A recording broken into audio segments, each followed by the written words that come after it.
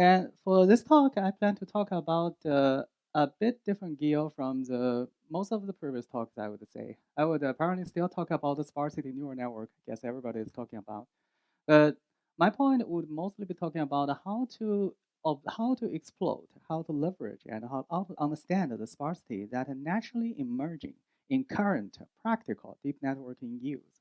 So that will be a little different flavor, hopefully similar spirit, but different flavor as it seems from many talks given by Sam, by Yi, by Qing, by Qing, and a bit and a bit similar to the flavor of Zhihui, which is to observe the training behavior of the deep network that could be interpreted as a terminal sparsity. So for this talk, I will talk about the sparsity in deep networks weight. Well, to me, sparsity in current deep networking use in particular has three aspects. The weight sparsity, which is sometimes known as pruning, sometimes as a sparse training, many other different names, we'll see some of them. The second aspect is activation of neuron. So that if it equals channel, that leads us to channel pruning that practitioners usually love the most, and many other things, remove activations. And the third part is the data. So weight, activation, and the data are three aspects of sparsity I usually look at. And in this talk, I will just focus on the first category, the weight sparsity. And for the most time, I will talk about the element sparsity and all for practitioners known as unstructured sparsity. So without further ado, let's begin. A bit of the background, sparsity, everybody in this audience shouldn't need too much more introduction after today. Well, it's a well-known concept starting from philosophers and artists. And talking about myself, my personal research journey started from reading this famous book, The Classical Sparsity in the Lasso context. And nowadays, if I ask my students, especially the new student coming to my group, what is sparsity, their by default answer is pruning. Yeah, at least you should know pruning. And so sparsity still thrive in our practice under a different name. So with so many years, so many effort, and so many nicknames being given to sparsity, people may start to wonder what else can still be done in sparsity, especially the weight pruning literature, since if you count, thousands of papers have been published in this field. Can we still publish some new papers in this field? I'm trying to convince you, yes, and there are more interesting questions that current literature doesn't suffice to reveal. So in this talk, I will discuss three aspects. First, I'm trying to convince you that if you are a practitioner, you should love a sparse neural network, and that means way beyond pruning, means pruning or model compression. There are way more than that. And second, I will talk briefly, hopefully I have time to scratch the surface. What are new theoretical problems that one could motivate from study neural network on the weight sparsity constraint? Just like from least square to lasso to L0 regularized least regression, those motivate many, many new interesting algorithms and theories like comparison. I will try to justify that a sparse neural network would have the same magic that can be played. And for the future, I will mainly talk about a few application perspectives that the new sparsity could be leveraged. Some may be under the buzzword trend now, so hopefully. Let's now start from the first aspect, practically what you could expect. All right, so start from some stories. Again, everybody should already be familiar with it. Sorry, that's how I prepare my slides. So one thing you should know that everybody now, okay, machine learning researchers like go big. Like we just listened to E complaining for an hour that we are using thousands of TPUs, big models, 2,000 layers, and build models no one other than Google Meta that are able to train. So starting from a bird and the thin clear, well, every model when they come out, we saw the bird is large enough. So the thin clear is more than large enough. And when GPT comes from, we all understand that we are underestimating what is called big enough. And GPT-4, who knows what will happen, right? So one arguable trend in deep network is a big network just seem to be more capable at everything, no matter why it happens. A big network seem to be generalized better, seem to be better at reasoning, seem to be better at future learning, seem to be better at auto distribution, uncertainty quantification, blah, blah, blah. Just don't know why, but seem to work, okay? So good, but that performance magic is just one aspect of what we look at. And on the other hand, the market always look at solutions that go against the big trend. That is arguably for AI to be more persuasive and penetrating to different application frontiers. You want AI to be affordable. You want it to be tiny. You want it to put into all the devices like you wear or you carry in your pocket. So that leads to a contradiction and has naturally motivated the now called classical research field of deep learning model compression. I can see many people here have done influential work in the field. And in that field, I think arguably model pruning is one of the most popular and practically most adopted methods. So now let's again give ABC level review how people usually do model pruning, I call the old-fashioned sparsity for neural networks. Let's start from a random network, okay? And do some training. You get a trained network. Good. Now make it small. Then based on some criterion, I would remove some element that I believe to be unimportant from the model, put them as 0, and keep them as important element. Very nature, right?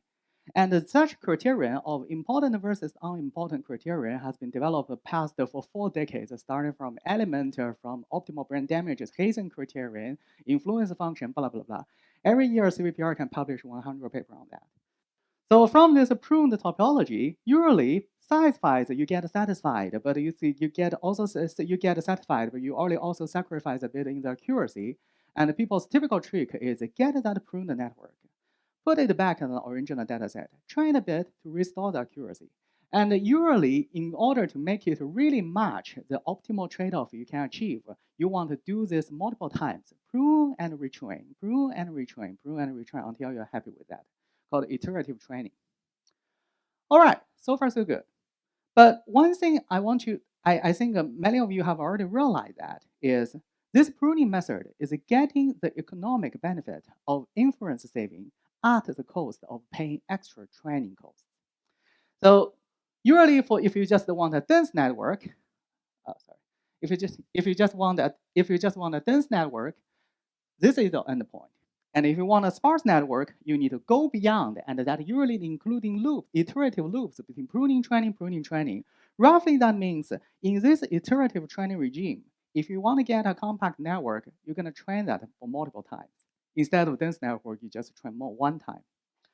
So think about, well, that is fine if you are playing network, train on MNIST or CIFAR. But talk about one day, I want to do this on GPT. Come on. What does it mean by saying I want to train GPT 5 times? OpenAI knew GPT-3 has a training bug. And they even don't have the budget to fix that by training it again. So you say you're going to publish a paper training GPT by iterative training. I wish you good luck. So a more pleasant method is, what if, I'm just saying what if, starting from the random beginning, I could directly get a sparse topology, directly identify what connection, what weight are more promising to train. And therefore, I start from point 0 with a sparse network.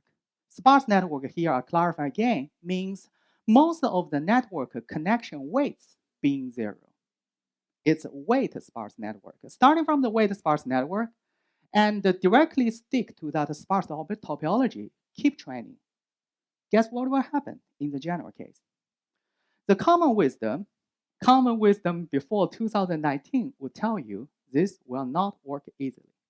And I guess the reason isn't hard to guess, right? We all complain about the deep network and how difficult they are to train. And with all those difficulties, that killing gradient here and there in your information flow, now you get one more difficulty that is many of your weights being nothing but 0, how it will affect your backpropagation. So sparsity is a natural killer and similarly enemy for deeper network training. That's why starting from the scratch sparsity training wasn't getting popular and people doesn't deem it as promising. That's also why people have to tolerate this. Start from the full training and then pruning and gradually probe where is my good sparsity subset. Okay, so that common wisdom also convinced me until 3.5 years ago in New Orleans, iClear. Well, how many people were in that iClear? iClear 2019. Okay, how many people attended that best paper ceremony? Jonathan Frankel. All right, so I was there and I was seeing this best paper award and was totally blown away by this concept. I'm honestly saying that. As someone has working in sparsity for a while, this result really gave me a refreshing new horizon. Lottery ticket hypothesis. iClear 19 best paper.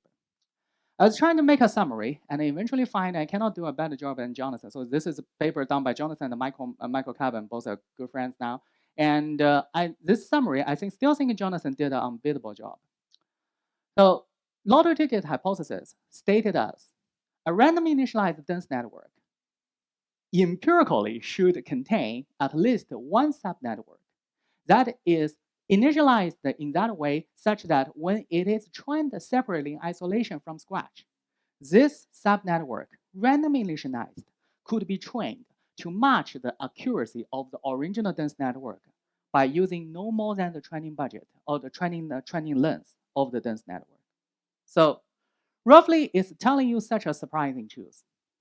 Instead of playing with this big fat guy, you could find if there exists such a lucky slim guy, a subnetwork within the dense network, such that if you could get it extracted, this one alone could be trained to achieve better or same result, same or shorter training time, and from scratch compare the dense network. And as this network is trained in the sparse format, naturally you get efficient training and efficient inference. There is nothing called post-training compression because the compression is done at step 1. So all appealing, right?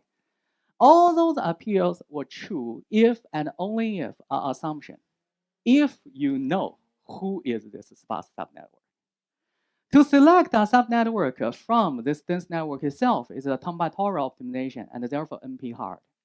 So it's not something that can easily formulated as an analytical optimization. So how Jonathan justified this could be right? A very interesting method he introduced. Actually, it may not be easy to understand at first glance, though, called iterative magnitude pruning. It's a very straightforward algorithm running the following steps. Let's first randomly initialize a dense network. Okay, no surprise.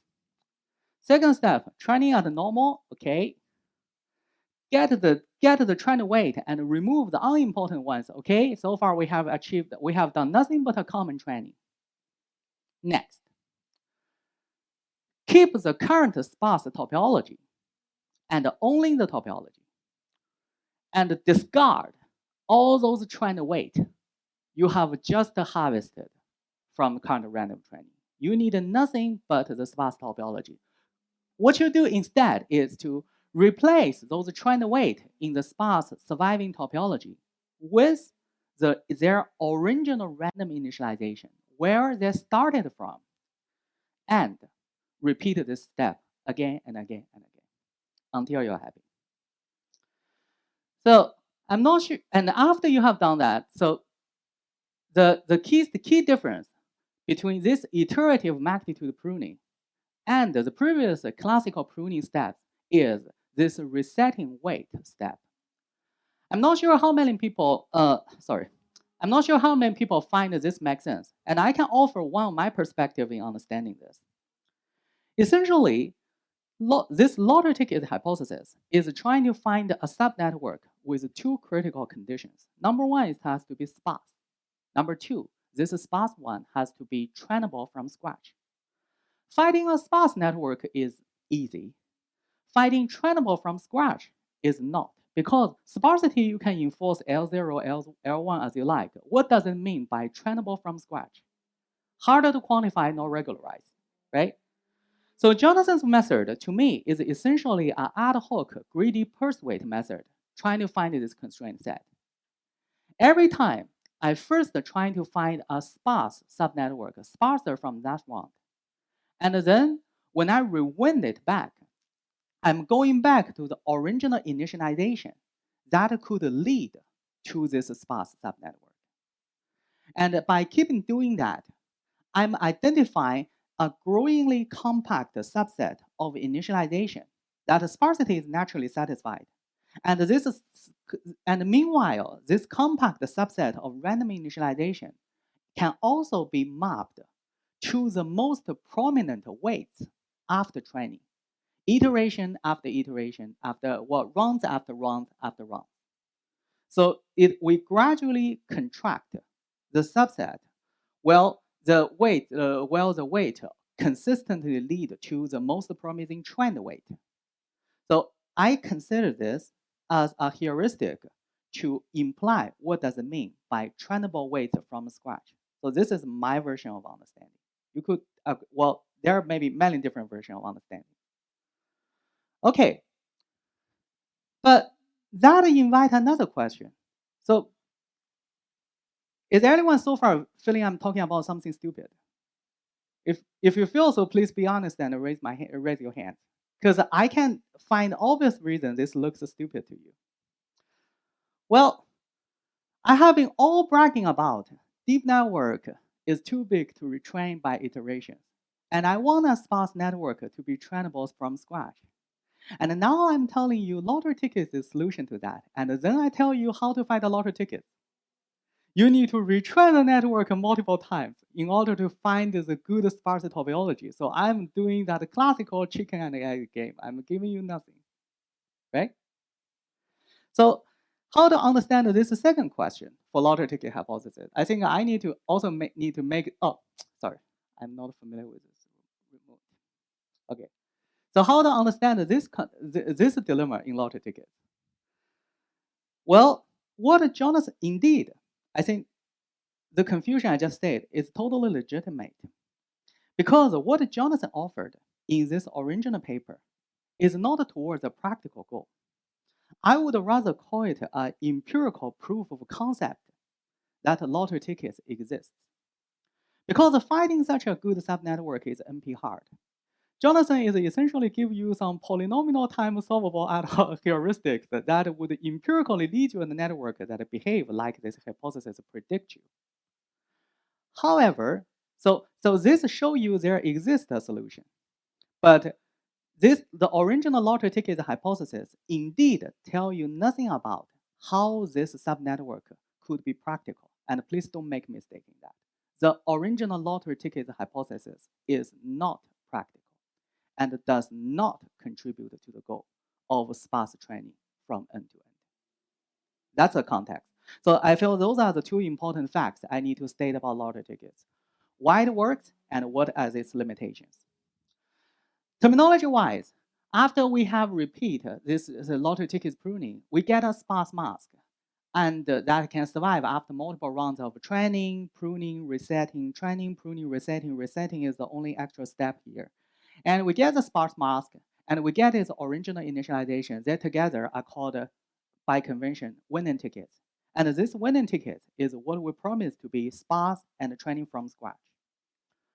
Okay, so now we have solved all other questions except the last big, quoting E, big elephant in the room. As long as we have this good sparse network without so much expensive investment.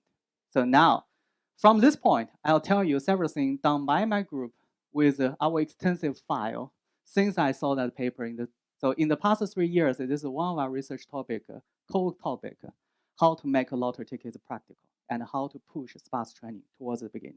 Let me tell you a few things from this point. First thing, well, sparse mask. If a mask is expensive, I guess everyone sitting here has already experienced at least 3 years in COVID. And I hope you still remember in the early years in COVID, it's quite difficult to get a mask, especially the N95 mask to get. So if you do not have enough masks stored at home, what would you do? Option 1, let's reuse the mask. Okay, we use for day 1, day 2, day 3. Let me quote the same for getting this for how to make a sparse mask affordable. So we have tried. So the same time lottery ticket came out, the other concept also gained popularity called self-supervised pre-training. That's roughly the time when Moko and Sinclair started to gain attention. And when I compare those two concepts together, self-supervised pre-training and the lottery ticket mask fighting, I can see some stunning similarity between the two. What? When you train a pre-trained model, you spend a lot of effort to get that pre-trained model. And then people could use that pre-trained model with ease. People can just fine-tune that with less resource and less data. In comparison, lottery tickets would also need an expensive ticket sparse mask fighting process. But once you have fight that sparse mask, if the next people want to use this mask to train the dataset, regardless, why would anyone want to do that? But if anyone want to retrain again with this mask, then the sparse mask could give efficiency from user 2, user 3. It only makes user 1's life a bit heavier. So that stunning similarity between pre-training and lottery ticket finding have inspired us to do a very natural converge between the two. What if I do lottery ticket hypothesis on pre-trained model? So the idea is, if the pre-trained model is meant to be reusable, sparse mask is also meant to be reusable. How about I put a sparse mask on the pre-trained model to create a sparse pre-trained model? Then everybody, when they fine-tune this pre-trained model, they could just use fine-tune transfer with this sparse version instead of dense version. And then if the pre-trained model could be reused by different downstream data and different tasks, however expensive I have paid towards finding the sparse mask and finding the pre-trained weight would be amortized by the reusability. This is a key insight why we do this. And does it work? Fortunately, yes. We spent a few papers to test this concept in NLP, computer vision, and multimodality pre-training. You don't need to read any of those papers, though. There's only one single take-home message you could remember. Lottery tickets could be seamlessly extended to self-supervised pre-training goals. Actually, supervised pre-training goals as well. For example, ImageNet pre-training, to create sparse pre-trained models. And the sparse pre-trained models could be transferred to different downstream tasks. For example, on computer vision, small code synclair or ImageNet classification pre-trained model, after specified, could be transferred to object detection and instance segmentation for the same. On NLP, BERT mask language modeling pre-trained lottery tickets could be transferred to all the downstream tasks in Squad, Glue, and even recently we show common sense reasoning. So the transferability of the pre-trained weight with sparse mask is very high. And I would also like to draw a link to what E just said. So this sparse structure thing, from our observation, is also way more data dependent than task dependent. It seems to depend heavily on data distribution, but quite reusable on one task to another task defined on the same data distribution. This is our observation. And this also gets some good visibility and some including a headline from MIT News. So that's the first thing, reuse. The second one, assume that, okay, all right, I admittedly have a bigger face than my wife. So if my wife wants to use a mask customized for my face, then probably this mask will need to be reshaped, stretched, squeezed a bit. So this is the second opinion I want to offer you. And what is my research question here? The first one, in pre-trained model, we show that sparse mask is potentially transferable, quite transferable, across dataset, across models, across even downstream dataset. Basically, the same pre-trained model could be transferred as well when adding a purple lottery ticket sparse mask.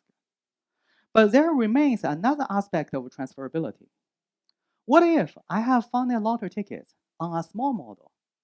How it will help me find another lottery ticket on a bigger model? For example, if my lab's GPU can only afford training a ResNet 18, is there a chance I could use it to smartly find some good ticket for ResNet 152? This is the second question. This is what we call elastic mask, or stretching, squeezing the mask. This started from an empirical study, but end up with some interesting theoretical links, though. So we have studied the question like, okay, so assume I start from ResNet on the top left. Sorry, because this point, well, this laser point wasn't very friendly to me. Okay, so the source ticket, assume I'm starting from a source ResNet. For example, on the top left, the source ticket, consider this to be residue blocks, ResNet 1, 2, res block 1, 2, 3, 4 in a ResNet 18 or something, okay? So we have studied, after we have find a lottery tickets in this single network, and assume I have a target network that has twice the depth. For example, from ResNet 18 to ResNet 34. how the two networks' lottery tickets resembles each other. Is there any structural similarity between lottery tickets on a shorter network and a taller network, assuming those two networks come from the same design family? Of course, I'm not going to claim resonant lottery tickets has similarity with VGG or transformer. That doesn't seem to happen. But if the network has a certain structural similarity, we should expect something. And indeed, we have found that the lottery ticket itself, when the network depths change in the same family, seem to be quite structured and self-repetitive. An example I could give is, if you first find a sparse network, let's say let's call it mask 1, 2, 3, 4 from this source network, and if you just do a simple stupid thing, extend this mask from 1, 2, 3, 4 to 1, 1, 2, 2, 3, 3, 4, 4. So you get 8 masks by in situ duplicating them. And this in situ duplicating mask actually have a very strong graph measure similarity. With the lottery ticket mask, you really use IMP to have found in a double depth network. And a direct implication of this finding is you could practically use a small lottery network to find a lottery ticket and then reuse this found lottery tickets by mindfully transforming them. And the transforming here could be as simple as duplicating, local duplicating.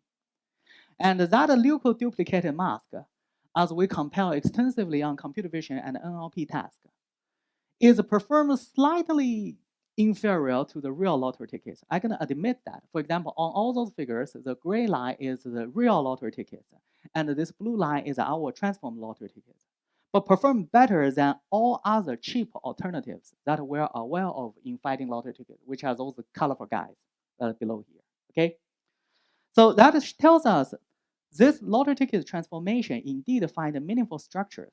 And if you think about that, think about especially many literatures explain ResNet and many networks as iterative on-roll estimation, which E just told us another one. The iterative estimation. All those layers, if you view them just to be unrolled estimation from solving an optimization problem, then you shouldn't get surprised if those unrolled iterations have learned a similar projection, similar incremental structures. And we feel that's one reason why their sparse structures also tend to be similar. They essentially converge to similar projections and therefore similar sparse masks. So that's our feeling. And we have verified this to even work, which I don't fully understand, on non-ResNet. For example, on VGG, it still works. And in transformer family, sometimes it still works. So that tells us there is perhaps a nested structure in neural networks. Means the sparsity structure itself have low dimensionality as well. The sparsity repeats itself across layers. Sparsity of sparsity, if you call it that way. Okay. So that's the second answer I could offer you. What if a sparse mask is too expensive? So we could reuse the sparse mask across the dataset and task by putting them into pre-training. We could transform by mask by our model architectures. Okay, and question, please.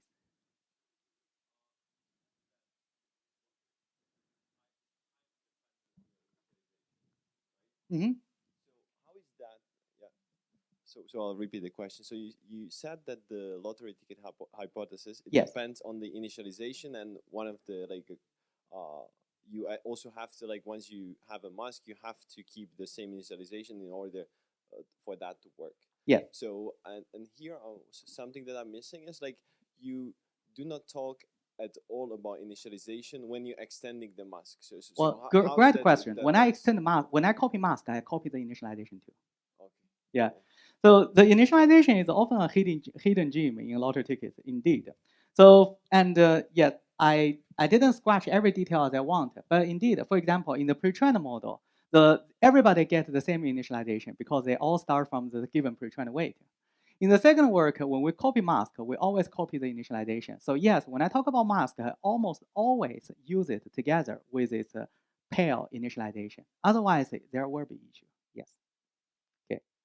But I also want to make an additional comment. From our observation too, the initialization, and although one initialization would lead to a different initialization would lead to a different sparse mask, but if you use some graph theory measure to look at those masks, they are actually quite similar. If you use Laplacian representation, okay. All right, but that's not in today's slide. All right. So far I have been telling you how to bootstrap ourselves from some smaller models or the pre-trained models, and now let's look at an even bigger elephant in this room. Assume I have nothing. I have to scratch. I have to start from the bare ground. I have to do training from scratch. Nothing to borrow.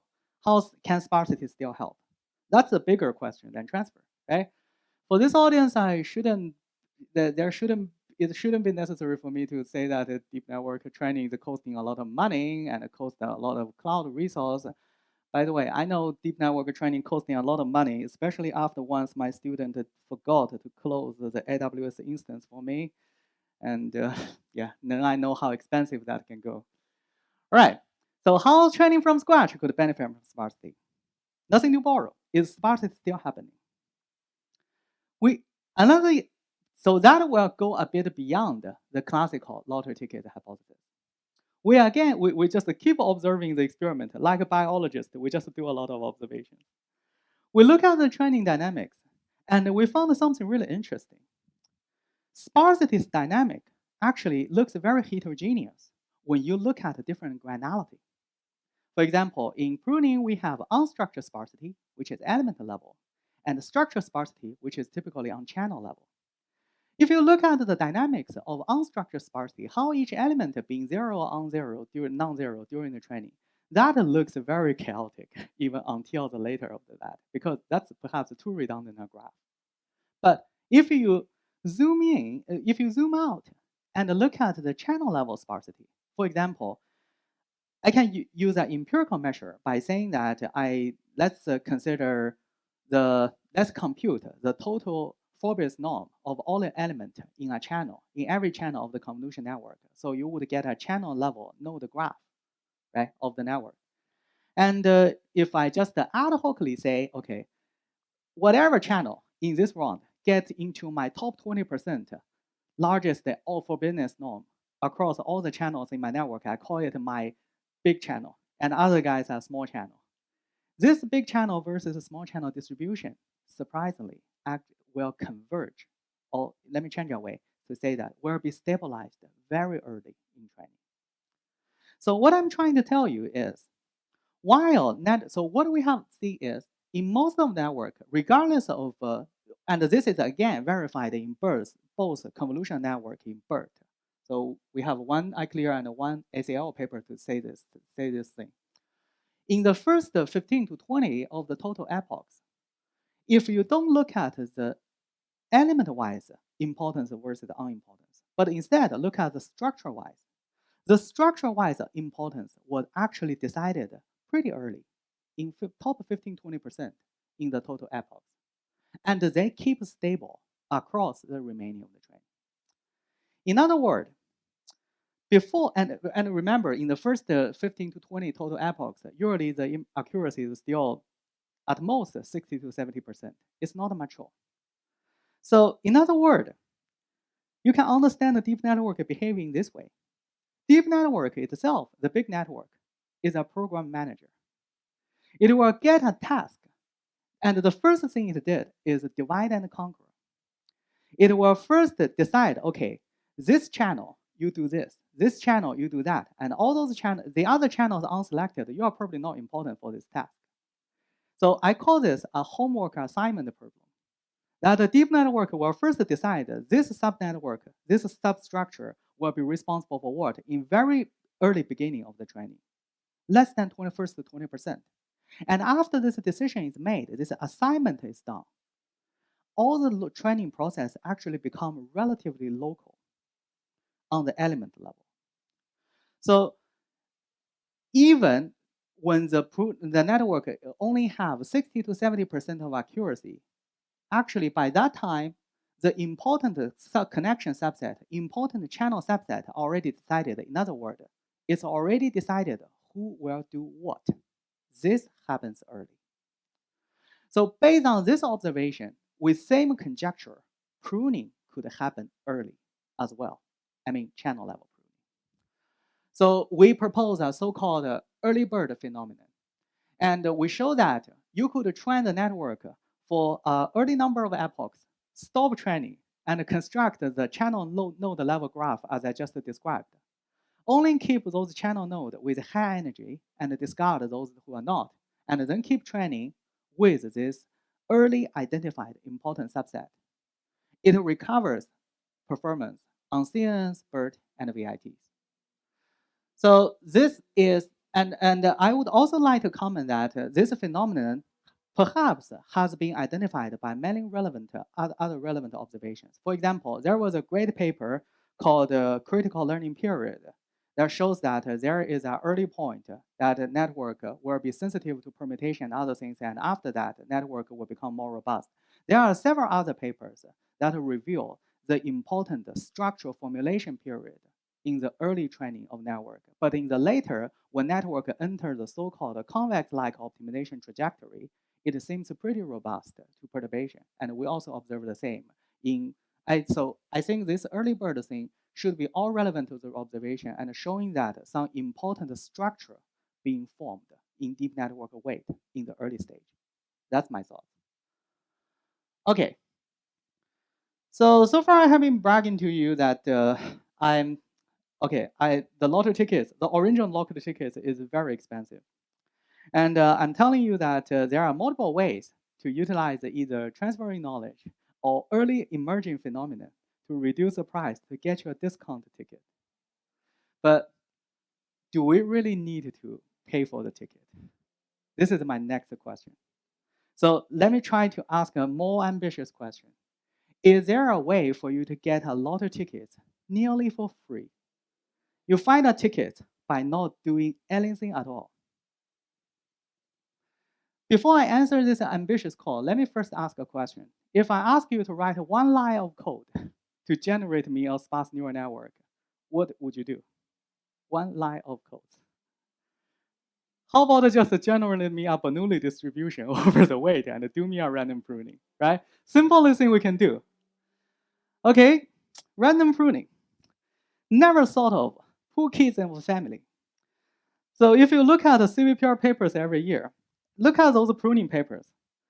Most of them will have random pruning poorly placed in the first row of the table and showing that every pruning, my pruning method can outperform random pruning by 30% on ImageNet. Okay, that's what you would expect.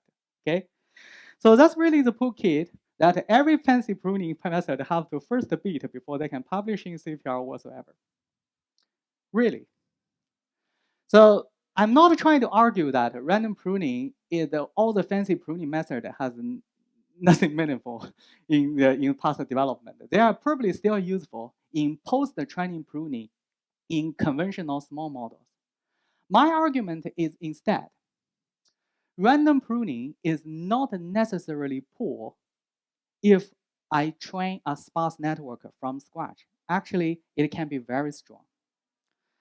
We again did it as strong as all the fancy pruning method that you published. What can make it strong? Sorry, again, we did a lot of experiments. And in this paper, a lot of experiments. I like one thing I liked about this paper is it report a lot of things that will not work from our experiment. From the 7 or 8 things we have tried, there are only 2 things that we find to consistently work. That is, number 1, when network get larger, random pruning's performance gap with all other fancy pruning methods diminish. So if the network is as big as the universe, random pruning is perhaps as good as anyone. This is the first slogan. Bigger network favors random. Bigger network do not favor fancy pruning, and random pruning get a chance here. Number 2, while I claim you shouldn't pay alien tax, there is still a small fee you want to pay for random pruning. That is layer-wise sparsity distribution. We find this to matter.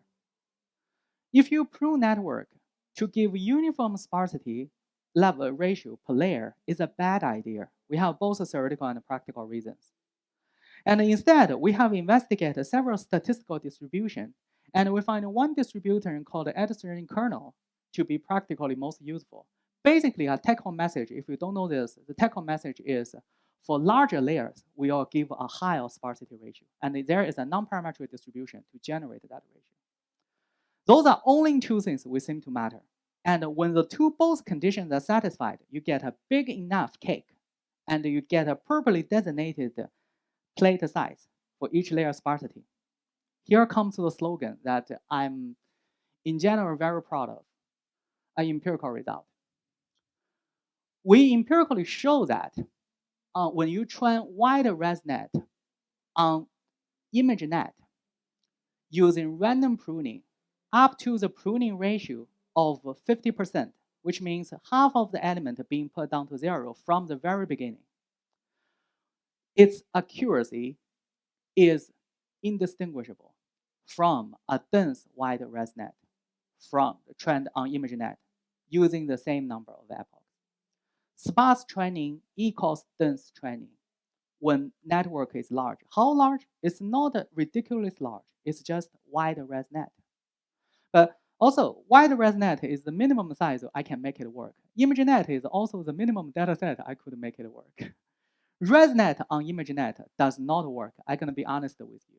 Wide ResNet will work. So seems network need to be really wide in order to make it this random pruning happen. And when I say random pruning here, I'm always talking about pruning at the initialization. Start from step 0, randomly put 50% of element down to 0 and training from there. No extra step to find Allen lucky sparsity mask. And even better for that is, I think for people working on sparsity, no one will get surprised. Sparsity is a very good regularizer for noise, attacks, and the attacks out of distribution. And we find that the sparse network also have superior out of the OOD detection on city quantification, adversarial robustness, and net distribution shift robustness on this model as well. All better than the dense wide ResNet. So, and those come with 0 price. So that's how I like it. A random network without West and bells. The algorithm table, as you can see from this part, in that paper is a Pacific 2-line table. But the result was what I like.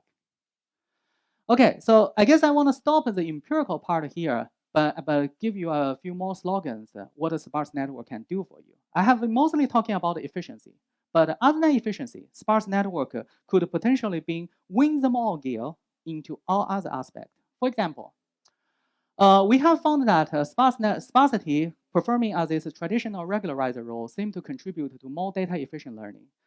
We have spent 2 papers to show it to be true empirically for both image generation and recognition. In fact,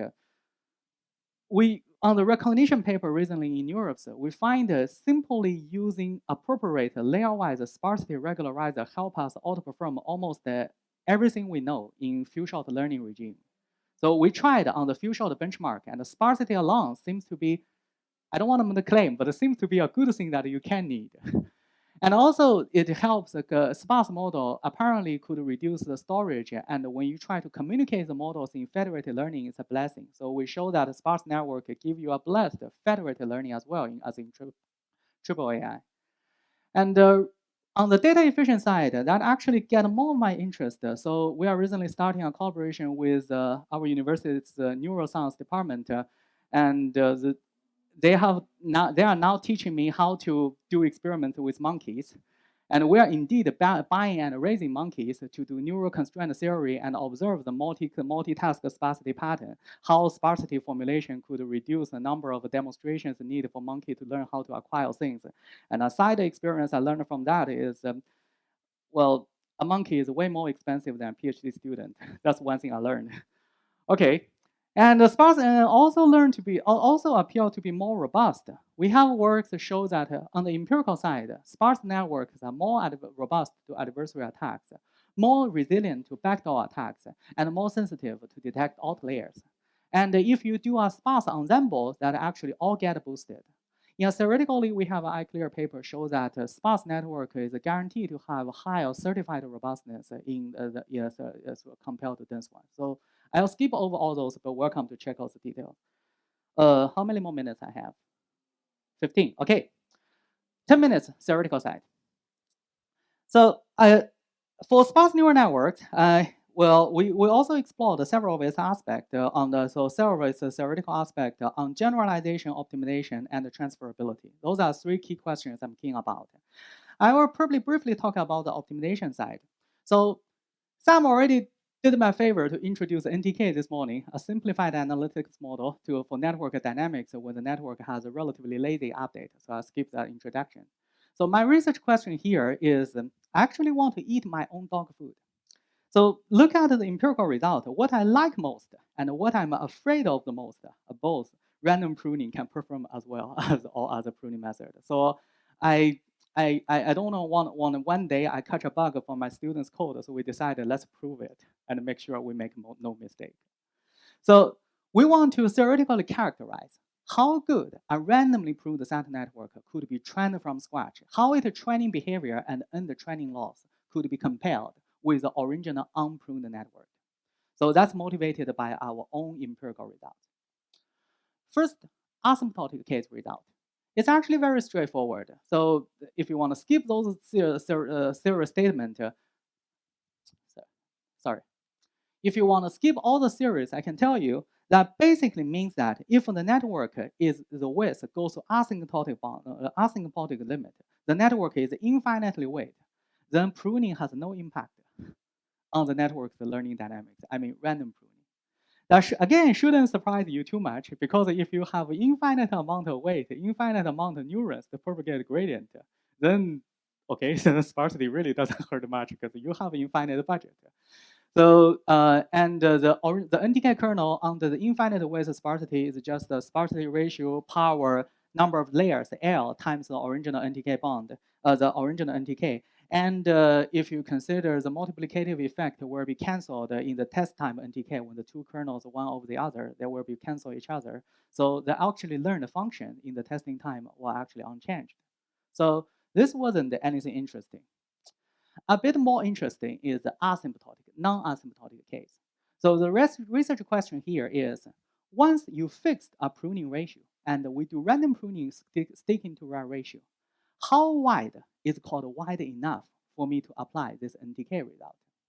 So so we mainly take our inspiration from a renowned paper from Sajeev Arora, Simon Du, and Exagra, other people in Europe's 2019, using so your unexact computation with infinite wide neural network, and they have an important theorem show the convergence of NTK at initialization in the finite width.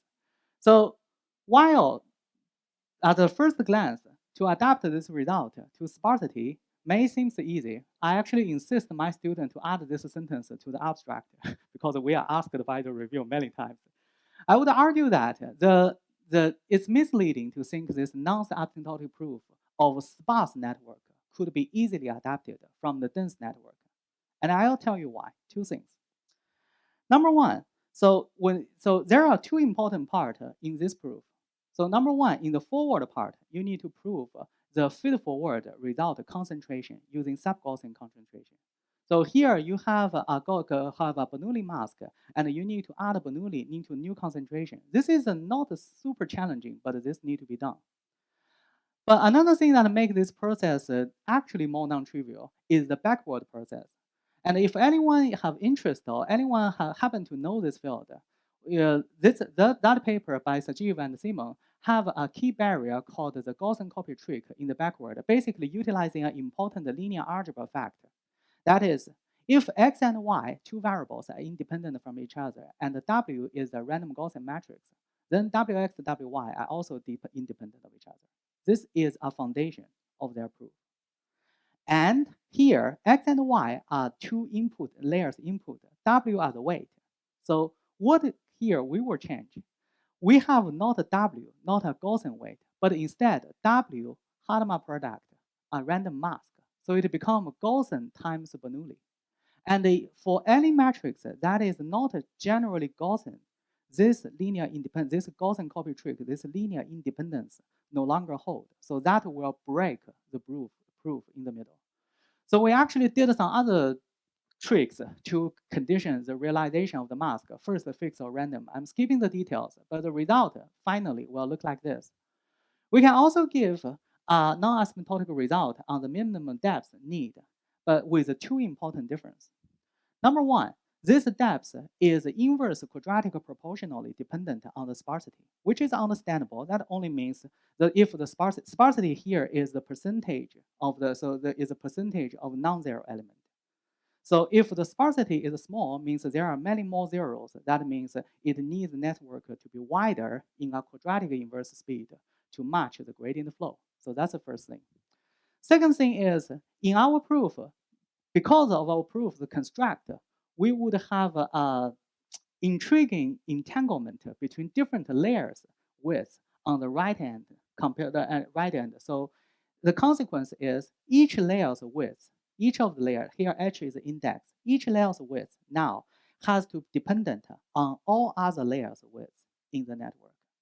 So a consequence of that in practice is by our series construct, it's unlikely you could strengthen a network by just widening some of its layers, but not widening others.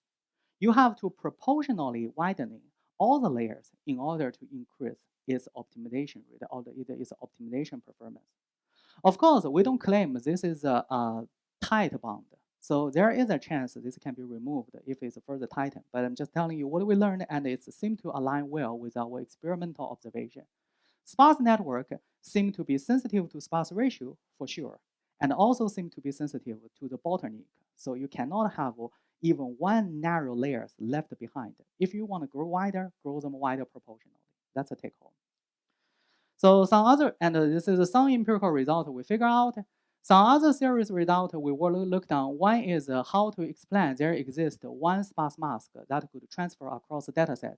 For the sake of time, I'm skipping that, but this is perhaps interesting for here for some of the theory people here because it's use a very unconventional theory tool. We work with the theoretical physics people from UCSB and use a statistical physics model called the Ising model or renormalization group to analyze the sparse neural network. Basically, we consider each of the neuron to be a particle with spin, particle, and the connection weight between two particles to be our weight.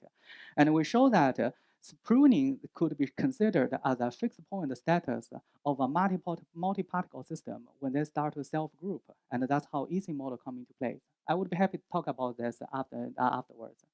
And we recently also show that there exists a sweet range of pruning ratios that a sparse network guarantee to generalize better than dense network. This is using feature learning proof technique and this result is under label noise. This is a manuscript under work and I can also discuss individually. Okay, last 5 minutes, I'm going to talk about what are some new prospects of sparsity. I have been talking too much about using zero element of sparsity, unstructured sparsity, and fixed sparsity. But also, I'll claim that this is just a very, very niche subset of all possible sparsity you could play with in your network. For example, so that's what I'm trying to say here. Let's do some sparsity that is not your father's sparsity. So first, training. I only briefly talk about the early bird phenomenon to training a network more efficiently. But sparsity indeed is a sharp sword to do scale up training. For example, we have recently, so early bird is one example. And recently we have done other work that show that you could use sparse matrix factorization to support higher order sparsity in networks. That is, you do not need to ask y equal wx. Okay, w is a linear layer. You do not have to ask this w to be sparse because that's going to be restrictive. Perhaps a better idea is to let w equals S1 times S2 times S3, blah, blah, blah, and each of those S1, S2, S3 is a sparse matrix. This is a sparse matrix factorization, and it can represent any dense matrix with arbitrarily small loss. So we use this idea to introduce a high-order sparsity in training, and we have collaborated with our friends in Microsoft to successfully use this to train GPT-2 from scratch, and it works pretty well. And recently, my student is using this idea to retrain AlphaFold from scratch. So that's something we think can save a lot in both memory and also memory and potentially energy throughput. So another big aspect that I haven't touched today is called dynamic sparsity. It's called as you don't just wear one mask during the training. You could keep changing your mask. So that started from a great work by my friend Dekoba in natural computation, natural communication 2018, and it shows that it is possible to use training signals such as a gradient to adjust the mask and activating passes that are deemed more helpful for the training. So you can change that. And that may naturally remind of a recent popular regime many may have heard of, mixture of expert. Mixture of expert that Google liked it so much. So you could train a multi-column network, each column called an expert, and then a selector to decide for each input you want to use a different expert. That essentially is a very coarse-grained sparsity and dynamic inference, right? So for time's sake, I'm skipping this demo. So we recently have done some work together with Google on mixture of expert and show it actually can be generalized to as an efficient design tool for network with even better efficiency accuracy trade-off compared to conventional dynamic sparse training and pruning as well. One last page is very simple, and I guess I'm calling that simultaneously a bad news and good news, and I like to use it to end this talk. So starting from this summer, I have killed almost half of my group's GPUs to try pruning on some models that perhaps no one has seriously tried before. So currently, if you look at deep learning models called pruning, what are the most serious people would do? Okay, someone will do ImageNet pruning, someone will do BERT pruning. That is called serious, okay?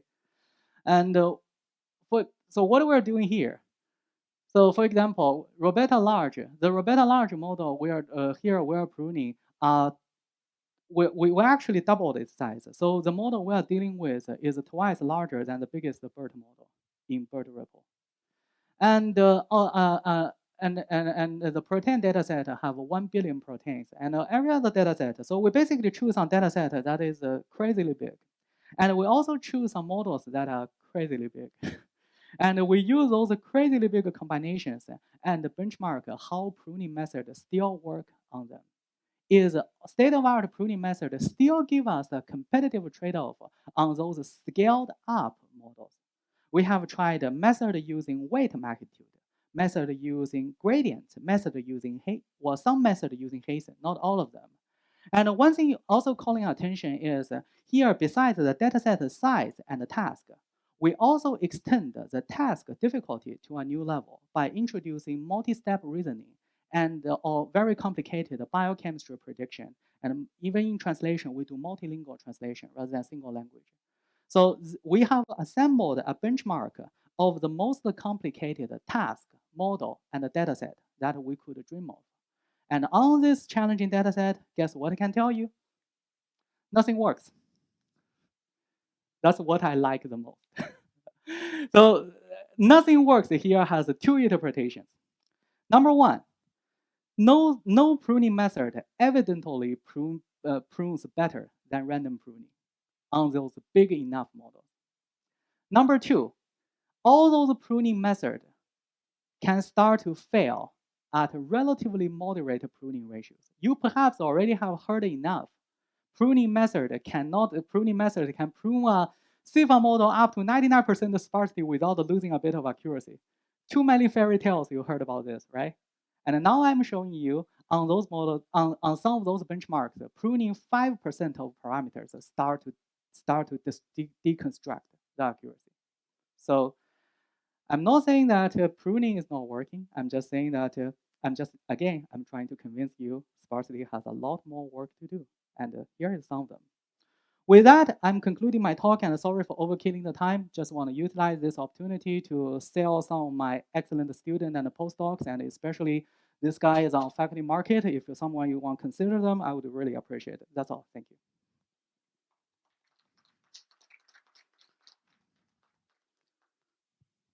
Any questions from the audience for Atlas?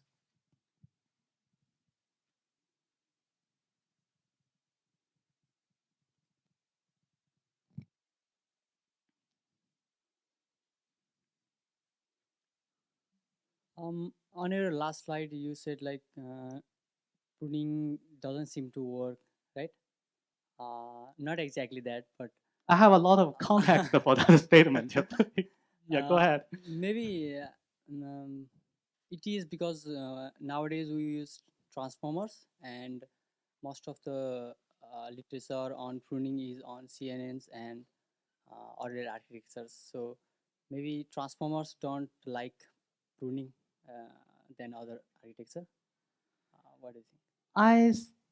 I don't know, but I perhaps don't have a strong argument in support of that because on transformers, even on BERT, you can check on SAO and see how many BERT pruning papers people has published. And talking about that, I should give credit that there was, well, some of the BERT-inspired pruning method actually generalized relatively better than others, actually obvious better on this benchmark. For example, I should credit the optimal BERT approach, the OBERT method, published by Professor Dan Lister's group. And that indeed works better than MP and some other random pruning method, although still suffers a performance decrease at a certain sparsity. So while this seems to challenge every pruning method, and on some benchmarks everything fails, on some other benchmarks there are still successors and survivors. I do want to make this clear, and the paper will come out very soon.